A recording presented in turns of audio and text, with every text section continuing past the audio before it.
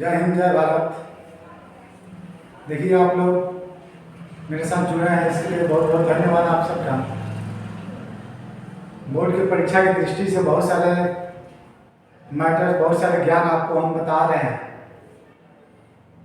जो निश्चित है बोर्ड परीक्षा में आए। इस प्रकार के प्रश्न जो बताते हैं, पिछले वीडियो में बताए हैं, चाहे अभी जो बताने जा रहे हैं, इस प्रकार के प्रश्न जो है निश्चित रूप से वीडियो आप देखते हैं तो इसका फायदा होगा, ये मेरी गारंटी है। अवश्य ही बोर्ड की परीक्षा में आपको ये सब आता है और आएगा। पिछले वीडियो में बहुत सारी चीज़ें बताई गई हैं, बहुत सारे बिंदु बताए गए हैं। एक एक नंबर का जो आपको ऑब्जेक्टिव क्वेश्चन जो होता है वही आपको टॉप कराता है, वही आपको हाई रैंक में लाता है। उससे संबंधित बहुत सारे पॉइंट जो है, बहुत सारे बिंदु जो है हम आपको हर वीडियो में बताते हैं। इस वीडियो में भी हम उसी से संबंधित आपको नया एक्सरसाइज लेकर निर्देशांक ज्यामिति, जिसको कोऑर्डिनेट ज्यामिति हम कहते हैं, इसको लेकर आए हैं। इस अध्याय में कोऑर्डिनेट ज्योमेट्री जो है, इस अध्याय में जो मुख्य बिंदु है, मुख्य टॉपिक है, उस सब के बारे में हम आपको बताएंगे। इसमें से एक एक नंबर वाला जो प्रश्न है निश्चित रूप से आप कर पाएंगे। एकदम 100% मेरी गारंटी है कि निश्चित रूप से एक एक नंबर का जितना भी क्वेश्चन है 20 मार्क्स आता है। अपन कोऑर्डिनेट ज्योमेट्री से, निर्देशांक ज्यामिति से आपको 20 मार्क्स का क्वेश्चन पूछता है। 20 मार्क्स का क्वेश्चन आप बहुत आसानी से हल कर पाएंगे और चाहे ऑब्जेक्टिव क्वेश्चन उसको टच कर पाएंगे, क्योंकि ऑब्जेक्टिव क्वेश्चन जो 100 मार्क्स का आता है उसमें 50 ही आपको करना होता है। उस 50 क्वेश्चन ही आपका जो मार्क्स होता है, परसेंटेज होता है, वही वैल्यू बढ़ाता है। वो 50 मार्क्स का जो ऑब्जेक्टिव होता है, इसलिए आप इससे जुड़े रहिए। देखिए निर्देशांक ज्यामिति, यानी इसको इंग्लिश में हम कोऑर्डिनेट ज्योमेट्री कहते हैं। कोऑर्डिनेट ज्योमेट्री, निर्देशांक ज्यामिति होता क्या, पहले ये सब थोड़ा सा समझ लें। निर्देशांक ज्यामिति जो होता है आपको, या किसी समतल में कोई बिंदु है या कोई वस्तु है, उसकी स्थिति का सही कैसे हम आकलन करें, सही कैसे उसका हम पता करें, या निर्देशांक ज्यामिति के द्वारा हम ज्ञात करते हैं।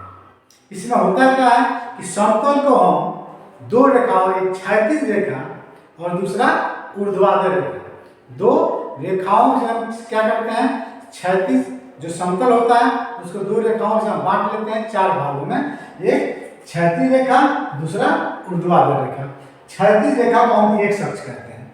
जो समतल में हम क्षैतिज रेखा लेते हैं इसको हम एक्स अक्ष कहते हैं, और जो ऊर्ध्वाधर रेखा लेते हैं इसको वाई अक्ष कहते हैं। ये आपका हो गया क्षैतिज रेखा, ये आपका हो गया क्षैतिज रेखा, क्षैतिज रेखा। ये हो गया आपकी क्षैतिज रेखा। ये आपका हो गया ऊर्ध्वाधर रेखा, ऊर्ध्वाधर। क्षैतिज रेखा को हम क्या कहते हैं, एक्स अक्ष, इसको हम एक्स अक्ष कहते हैं क्षैतिज रेखा को, और ऊर्ध्वाधर रेखा को क्या कहते हैं, वाई अक्ष। इस प्रकार से समतल जो है इन रेखाओं से 4 भागों में बट जा रहा है, 4 बराबर भागों में बट जा रहा है। 1 भाग, 2 भाग, 3 भाग, 4 भाग, यानी पूरे समतल जो है 4 भागों में बट गया। किसके द्वारा, ये जो दो हम क्षैतिज, एक क्षैतिज रेखा और एक ऊर्ध्वाधर रेखा लिए हैं, इसके द्वारा समतल 4 भागों में बट गया। इन्हीं क्षैतिज और ऊर्ध्वाधर रेखाओं से हम किसी भी बिंदु या वस्तु की स्थिति का सही आकलन करते हैं या मापते हैं। इन्हीं रेखाओं से उसकी दूरी को हम माप कर लिखते हैं, जिसको हम निर्देशांक ज्यामिति के अंतर्गत अध्ययन करते हैं। तो इसमें सबसे पहले आपका एक्स अक्ष है। एक्स अक्ष क्या होता है, जो हम समतल में क्षैतिज रेखा लिए रहते हैं, एक क्षैतिज रेखा यह एक्स अक्ष कहलाती है। और वाई अक्ष क्या होता है, वाई जो ऊर्ध्वाधर रेखा लिए, ऊर्ध्वाधर खड़ी रेखा जिसको हम कह रहे हैं ऊपर नीचे, इसको ऊर्ध्वाधर रेखा भी कहते हैं। ये आपका हो गया वाई अक्ष कहलाता है। ये दोनों जो होता है एक दूसरे को समकोण पर काटती है, 90 डिग्री पर काटती है। यहाँ पे 90 डिग्री का कोण बनता है, एक दूसरे को 90 डिग्री पर यानी समकोण पर काटती है।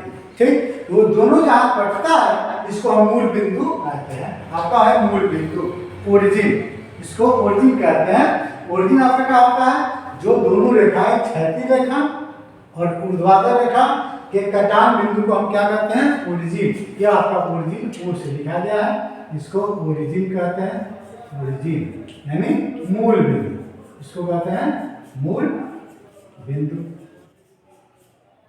ओरिजिन, इसको ओ से लिखते हैं, मूल बिंदु हो गया आपका। यानी मूल बिंदु क्या होता है कि क्षैतिज रेखा और ऊर्ध्वाधर रेखा यानी एक्स अक्ष और वाई अक्ष जिस बिंदु पर प्रतिच्छेद करता है वह मूल बिंदु कहलाता है। इस प्रकार से आप मूल बिंदु समझिए। मूल बिंदु पूछेगा तो बता सकते हैं। तीसरा चीज है चतुर्थांश। चतुर्थांश क्या होता है? ये जो दो रेखा लिखी हुई है क्षैतिज ऊर्ध्वाधर, ये दो रेखा जो है पूरे समतल को चार भाग में बांट दिया है, एक भाग, दो भाग, तीन भाग, चार भाग। ये चारों भाग जो होता है चतुर्थांश कहलाता है। ये प्रथम भाग हो गया भाग, तो इसको प्रथम चतुर्थांश कहते हैं, प्रथम चतुर्थांश।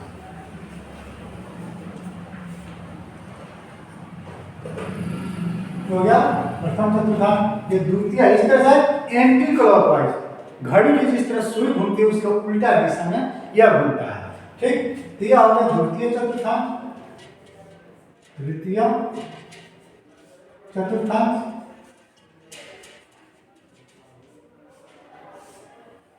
इसी प्रकार दूसरा भाग है, ये तीसरा भाग है तो ये तृतीय चतुर्थांश कहलाएगा, तृतीय चतुर्थांश। और ये तृतीय चतुर्थांश हो गया, इसमें यह हो गया चतुर्थ चतुर्थांश।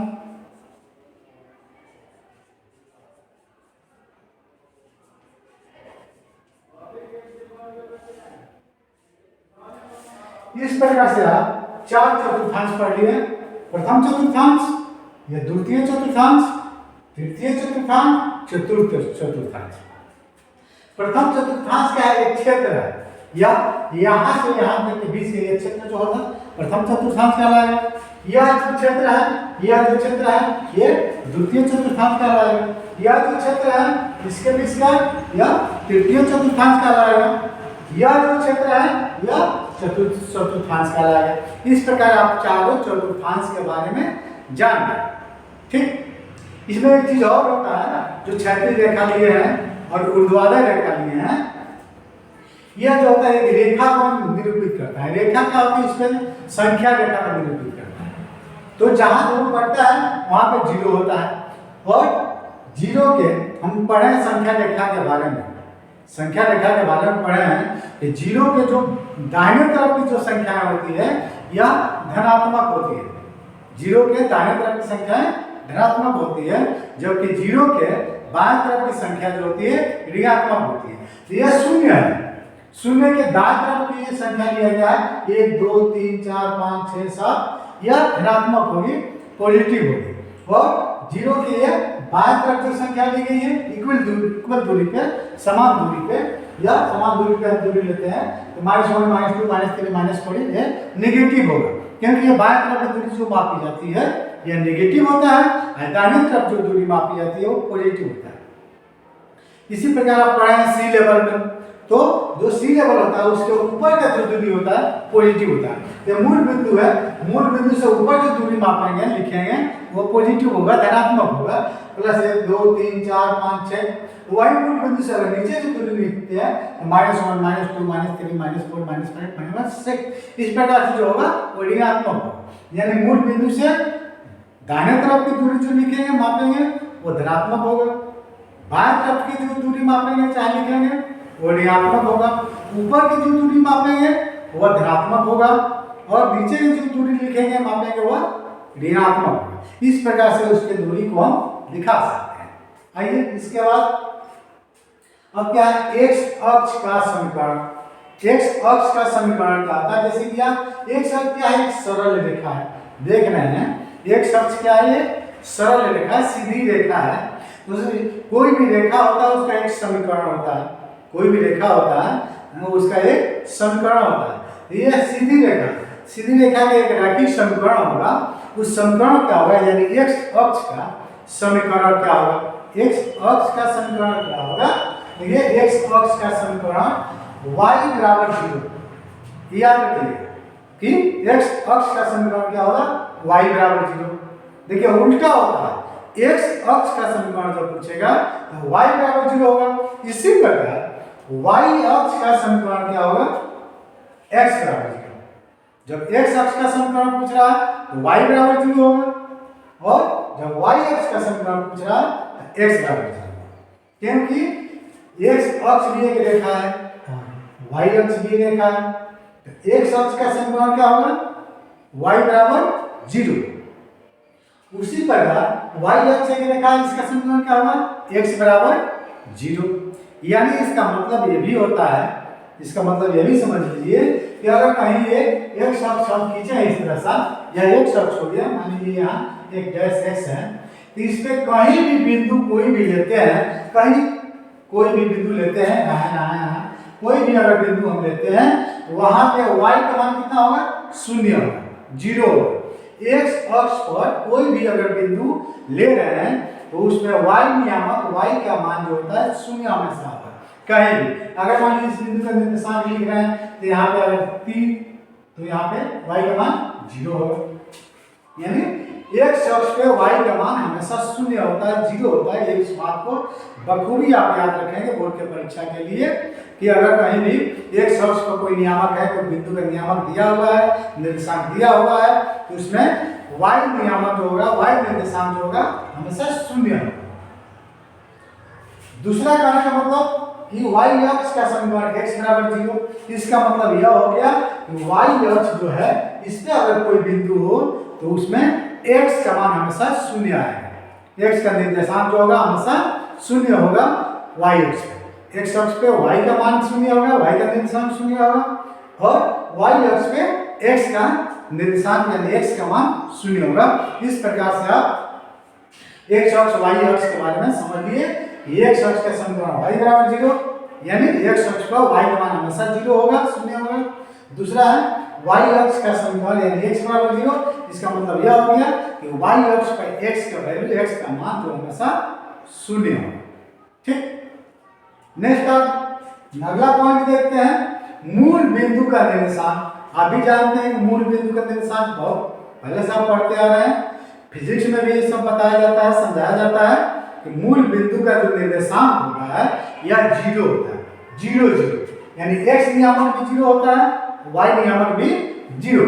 यहाँ यह मूल बिंदु है, इसका नियामक हमेशा निर्देशांक जो होगा 0 0 हो गया, 0 0 होगा। तो मूल बिंदु का निर्देशांक यानी नियामक कितना होगा, 0 0 0 0 होगा, यानी x निर्देशांक भी 0 होगा और y निर्देशांक भी 0 होगा। नेक्स्ट आपका बिंदु कि x अक्ष के समांतर रेखा का समीकरण। मान लीजिए यह x अक्ष है, यह x अक्ष है, यह जो रेखा है x अक्ष है, इसके समांतर कहीं यहां से चाहे इधर से लाइन खींचते हैं, x अक्ष के समांतर कोई रेखा खींचा जाता है तो उस रेखा का समीकरण क्या है, क्योंकि वो भी तो एक रेखा है, x अक्ष के समांतर रेखा है, तो किसी भी रेखा के समांतर जो यानी खासकर x अक्ष के समांतर यहाँ पूछ रहा है, एक अक्ष के समांतर रेखा का समीकरण तो y बराबर b, y बराबर b होगा। क्यों y बराबर b?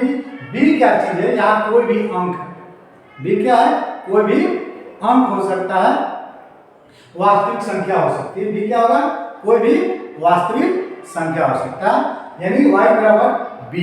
यानी अगर x अक्ष के समांतर किसी रेखा के समीकरण लिख रहे हैं तो y निर्देशांक क्या होगा, हमेशा कोई ना कोई अंक होगा। y निर्देशांक क्या होगा, कोई ना कोई अंक होगा, और x निर्देशांक 0 होगा, x निर्देशांक 0 होगा। इस प्रकार से x अक्ष के समांतर किसी रेखा के समीकरण क्या होगा, y बराबर b। b लिखते हैं सामान्य रूप में, जनरल रूप में लिखते हैं b। b क्या चीज है, यहाँ पे ध्यान देंगे, b कोई वास्तविक संख्या है, b क्या है, वास्तविक संख्या है। इसी प्रकार अगला पॉइंट है कि y अक्ष के समांतर किसी रेखा का समीकरण। ये y अक्ष है, इसके समांतर इधर कोई रेखा खींचिए, इधर कोई रेखा खींचे, तो उसका समीकरण क्या होगा?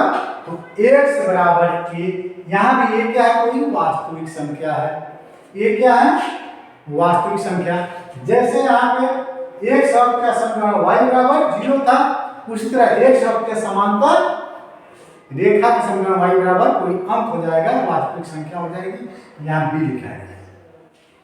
जिस प्रकार यहाँ y अक्ष के समीकरण x बराबर 0 है, इसी तरह y अक्ष के समांतर रेखा के समीकरण x बराबर a हो गया, यानी कोई वास्तविक संख्या होगी। वास्तविक संख्या a और b यहाँ पे क्या चीज है? कोई वास्तविक संख्या है, कोई भी अंक हो सकता है, 1 2 3 4 -1 2 3 4 5, कोई भी वास्तविक संख्या होगा, जीरो को छोड़कर कोई भी वास्तविक संख्या होगी। ठीक। नेक्स्ट आपका किसी बिंदु का निर्देशांक या नियामक। कोई बिंदु है, समतल है, इस समतल में अगर मान लीजिए यहाँ कोई बिंदु ले रहे हैं, कोई बिंदु P है, तो इसका निर्देशांक कैसे लिखते हैं? x, y। इस बिंदु का निर्देशांक क्या होगा? x, y। x, y क्या चीज होता है? वो बिंदु का निर्देशांक हो गया x, y। ठीक। इस तरह लिखते हैं, छोटा ब्रैकेट में इसको लिखते हैं कॉमा देकर। x क्या होता है? y अक्ष से मापी गई दूरी। यहाँ से जो लंबवत दूरी मापी गई है, यह x होता है। y अक्ष से जो मापते हैं दूरी, वह x नियामक होता है, जो x लिखते हैं, और x अक्ष से जो दूरी मापते हैं, यह y होता है। x अक्ष से जो दूरी मापते हैं, ये y नियामक होता है। उल्टा, हमेशा तीनों चीज उल्टे पड़े। यहाँ पर है कि x अक्ष का समीकरण y बराबर 0 उल्टा हो गया, y अक्ष का समीकरण x बराबर 0 हो गया, x अक्ष के समांतर रेखा के समीकरण y बराबर 0 हो गया, उल्टा हो गया। इस तरह y अक्ष के समांतर रेखा के समीकरण x बराबर 0 उल्टा हो गया। उसी तरह यहाँ से जो x अक्ष से जो दूरी माप रहे हैं, y अक्ष से जो दूरी मापते हैं, वह x नियामक कहलाता है। यानी y अक्ष से जो भी दूरी मापेंगे वह x नियामक कहलाता है, x का मान होता है, और जो x अक्ष से दूरी मापते हैं वह y नियामक कहलाता है, यानी y का मान होता है। और दोनों को मिलाकर हम x, y लिखते हैं। यानी इसको x क्यों कहते हैं, ये भी हम समझ सकते हैं। x क्यों कहते हैं? दूरी माप रहे हैं y से, लेकिन इसको x कहते हैं, x नियामक कहते हैं। x नियामक क्यों कहते हैं? क्योंकि यह जो दूरी माप रहे हैं x अक्ष के दिशा में आ रहा है, x अक्ष के समांतर आ रहा है, इसीलिए इसको x का मान कहते हैं, यानी x नियामक कहते हैं। क्योंकि x के दिशा में, x अक्ष कैसे सही दिशा में है, क्षैतिज, ये भी क्षैतिज आ रहा है, इसीलिए किसका मान होगा? x का मान होगा। ठीक। इसीलिए ये y अक्ष से जो दूरी मापते हैं वह x होता है, और उसी प्रकार जो x अक्ष से दूरी मापते हैं y कहलाता है, क्योंकि y की डायरेक्शन में जा रहा है, y की दिशा में जा रहा है। y ऊपर नीचे इस तरह का है, ये भी ऊपर जा रहा है चाहे नीचे आएगा, इसीलिए y निर्देशांक कहलाता है, y का मान। इस प्रकार से बिंदु का निर्देशांक हो जाता है x, y। इसके बाद आपको भुज क्या होता है? भुज जो होता है, किसी भी बिंदु का, किसी बिंदु का निर्देशांक दिया है, नियामक दिया है, तो जो x का निर्देशांक होता है, x का जो मान होता है, उसको भुज कहते हैं। जैसे बिंदु का निर्देशांक है x, y, तो यहाँ x का जो मान होगा वह भुज कहलाएगा, यानी x नियामक जो कहलाता है वह भुज होता है। और कोटि, ऑर्डिनेट इसको किसमें कहते हैं? अंग्रेजी में इसको ऑर्डिनेट कहते हैं, ऑर्डिनेट या y नियामक, जो y का मान होता है उसको कोटि कहते हैं, कोटि। परीक्षा में 1 नंबर के प्रश्न में ये भी पूछा जाता है। जैसे किसी बिंदु का निर्देशांक दे दिया जाएगा, बिंदु का निर्देशांक आपको, बिंदु का निर्देशांक अगर आपको किसी बिंदु का निर्देशांक दे दिया हो, इस तरह से बिंदु का निर्देशांक दिया हो -3, 2, इसमें भुज कौन सा होगा? आपको भुजाएं बताया गया है, भुज और कोटि, भुज और कोटि। कोटि भुज कौन सा होता है? अभी बताएंगे, जो x नियामक होता है -3, भुज का आएगा -3 हो जाएगा, कोटि का आएगा तो 2 हो जाएगा। इस प्रकार से आप लिख सकते हैं किसी भी प्रश्न में। कि भुज कौन सा होता है और कोटि कौन सा होता है। इस प्रकार से आप भुज और कोटि हो गया। इसके अलावा एक बात और आपको हम समझाने जा रहे हैं, एक बात और आपको समझा दें। इसके अलावा एक चीज इसमें और आप समझ लीजिए, कम से कम एक कि कम से कम ये जो है आपको जो x अक्ष और y अक्ष, ये x अक्ष ये y अक्ष जो है सतह को 4 भागों में बांटता है। इसमें अक्सर पूछता है कि इसका चिन्ह क्या होता है। चिन्ह क्या होता है? ये 4 चतुर्थांश 4 बना है, प्रथम चतुर्थांश, द्वितीय चतुर्थांश, तृतीय चतुर्थांश और चतुर्थ चतुर्थांश। 4 चतुर्थांश का किसका चिन्ह क्या होता है, तो यह आप जान लीजिए। और कैसे होता है ये भी समझ लीजिए। किसका चिन्ह प्लस होता है, प्लस प्लस, चाहे किसका माइनस प्लस, क्यों होता है ये भी आपको जानना समझना आवश्यक है। क्योंकि देखिए यह प्रथम चतुर्थांश है, इसका चिन्ह क्या होगा, यानी किसी बिंदु को लेते हैं, बिंदु का नियामक, तो उसका चिन्ह क्या लिखेंगे। देखिए यह जो होता है x वाली लाइन जो है धनात्मक है, y वाली लाइन भी क्या है, धनात्मक है। x वाली रेखा धनात्मक है और y वाली रेखा भी धनात्मक है। तो इसमें अगर किसी भी बिंदु का नियामक लेते हैं तो दोनों धनात्मक वाला आ रहा है, x का भी धनात्मक और y का भी धनात्मक, दोनों धनात्मक रेखा के बीच क्या आ रहा है, प्लस प्लस के बीच क्या आ रहा है, पॉजिटिव है, ये भी पॉजिटिव है, ये भी पॉजिटिव है।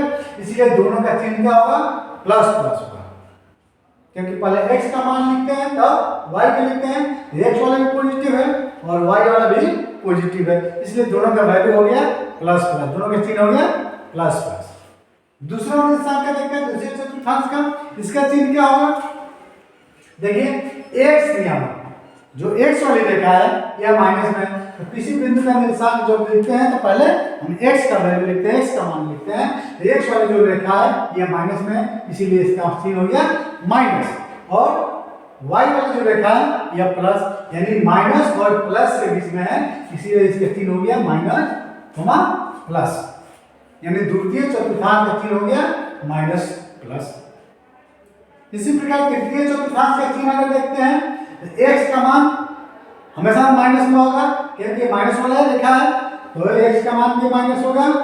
और कमा y वाला भी देख रहे हैं कि माइनस है, ये नेगेटिव है, ये भी नेगेटिव है, तो यह जो क्षेत्र पड़ रहा दोनों माइनस माइनस के बीच पड़ रहा, इसलिए माइनस कमा माइनस इसका चिन्ह है। यानी तृतीय चतुर्थांश का चिन्ह क्या होगा, माइनस कमा माइनस। अगला आपको चतुर्थ चतुर्थांश के चिन्ह की बात आ रही है, तो चतुर्थ चतुर्थांश का चिन्ह कैसे देखेंगे इस बात को ध्यान दीजिए। फिर यहाँ पे पहले x का मान लिखते हैं, x वाली लाइन देखेंगे यह पॉजिटिव है, x वाली रेखा जो है लाइन क्या है, पॉजिटिव है, x वाला मान हो गया पॉजिटिव। फिर कमा y वाला देखते हैं, y वाला जो है नेगेटिव है, माइनस में, इस प्रकार से माइनस हो गया। यानी चतुर्थ चतुर्थांश का चिन्ह क्या हो गया, माइनस प्लस माइनस। इस प्रकार से चार चतुर्थांश का आपको चिन्ह पता चल गया। प्रथम चतुर्थांश का चिन्ह प्लस प्लस होता है, x का मान प्लस, y का मान प्लस। द्वितीय चतुर्थांश का चिन्ह होता है माइनस प्लस होता है, x का मान माइनस और y का मान प्लस। तृतीय चतुर्थांश का चिन्ह माइनस माइनस होता है, x का मान भी माइनस, y का मान भी माइनस। चतुर्थ चतुर्थांश का चिन्ह होता है प्लस माइनस होता है, यानी x की वैल्यू होती है मान होता है प्लस में, y का मान माइनस है। इस प्रकार से कोई क्वेश्चन पूछता है, जैसे मान लीजिए कोई बिंदु दे दिया, यहाँ कोई बिंदु दे दिया आपको कि -1, 0 1 किस चतुर्थांश में है, किस चतुर्थांश में है, यह प्रश्न आ गया कि -1, 8 किस चतुर्थांश में। तो आपको अगर चिन्ह याद है तो आसानी से बता सकते हैं कि इस चतुर्थांश में है। तो इसका आंसर क्या होगा, देखिए पहला चिन्ह क्या है, माइनस है, दूसरा चिन्ह क्या है, प्लस है। जो अंक दिया है इसका चिन्ह देखेंगे, पहला का चिन्ह है माइनस, दूसरा का चिन्ह है प्लस, यानी माइनस प्लस। माइनस प्लस किसका चिन्ह होता है, ये अब देखेंगे कि माइनस प्लस किसका चिन्ह होता है, किस चतुर्थांश का चिन्ह होता है। पहला क्या होता है प्लस प्लस, दूसरे का क्या होता है माइनस प्लस, यानी द्वितीय चतुर्थांश। द्वितीय चतुर्थांश यानी इसका आंसर हो गया द्वितीय चतुर्थांश। इसका आंसर हो जाएगा द्वितीय चतुर्थांश, क्योंकि द्वितीय चतुर्थांश का चिन्ह क्या होता है माइनस प्लस। इसी प्रकार का अगर मान लीजिए एक और प्रश्न दे दिया,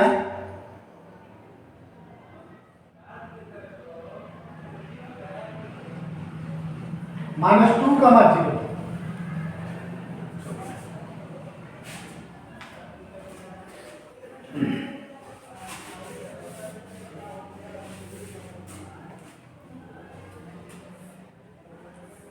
इसी प्रकार एक और अगर प्रश्न दिया जाए आपको कि 0,